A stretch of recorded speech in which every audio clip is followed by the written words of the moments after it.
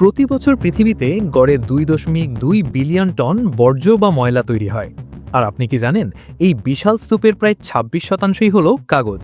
সহজভাবে বললে, প্রতি বছর আমরা যে পরিমাণ কাগজ ফেলে দিই তা দিয়ে কয়েক মিলিয়ন ফুটবল মাঠ ঢেকে ফেলা সম্ভব।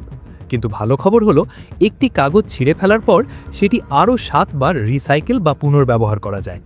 আজ আমরা আপনাদের নিয়ে যাব আমেরিকার অন্যতম বড় একটি পেপার রিসাইক্লিং প্ল্যান্টে, যেখানে প্রতিদিন শত শত টন পুরনো কাগজকে জাদুর মতো রূপান্তর করা হচ্ছে উজ্জ্বল সাদা টয়লেট পেপারে।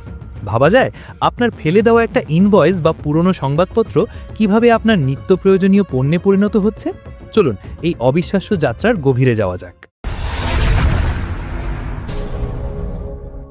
এই যাত্রার শুরুটা হয় আপনার বাড়ির পাশে ডাস্টবিন থেকে।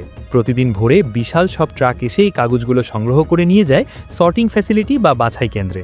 এখানে প্রতিদিন গড়ে 500 টন ময়লা আসে। কিন্তু সমস্যা হলো, এই কাগজের সাথে মিশে থাকে প্লাস্টিক, মেটাল, কাঁচ আর পচা খাবার। প্রথমে কনভেয়ার বেল্টের ওপর দিয়ে যখন কাগজগুলো যায়, তখন দক্ষ কর্মীরা নিজ হাতে বড় বড় ময়লা বা প্লাস্টিক সরিয়ে ফেলেন। এরপর শুরু হয় বিজ্ঞানের কারসাজি। একটি বিশাল ভাইব্রেটিং মেশিন বা কম্পনশীল যন্ত্রের সাহায্যে হালকা কাগজগুলোকে আলাদা করা হয় আর ভারী প্লাস্টিক বা মেটাল নিচে পড়ে যায়। এরপর ব্যবহার করা হয় এয়ার সেপারেটর এবং আধুনিক অপটিক্যাল সেন্সর।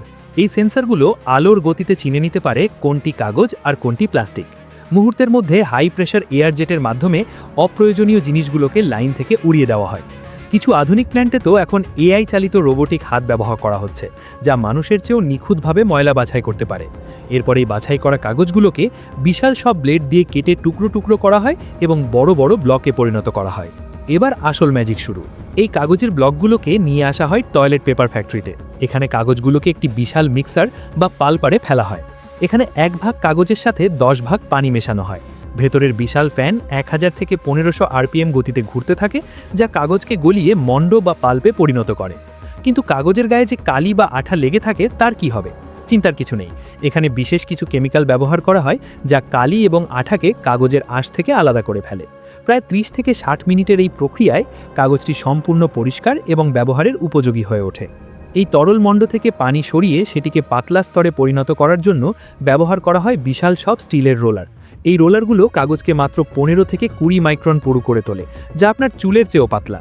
এরপর বিশাল বরম রোলারের মাধ্যমে শুকিয়ে কাগজটিকে মসৃণ করা হয়। এক পাশে যখন বিশাল কাগজের রোল তৈরি হচ্ছে, অন্য পাশে তৈরি হয় কার্ডবোর্ডের কোর বা ভেতরের শক্ত নলটি। এরপর 3000 আরপিএম গতিতে ঘুরতে থাকা মেশিনে এই বিশাল কাগজের রোলগুলো ছোট ছোট টয়লেট পেপার রোলে পেঁচানো হয়।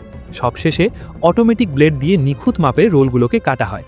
পুরো প্রক্রিয়াটি এতটাই স্বয়ংক্রিয় যে কোথাও মানুষের হাতের স্পর্শের প্রয়োজন হয় না।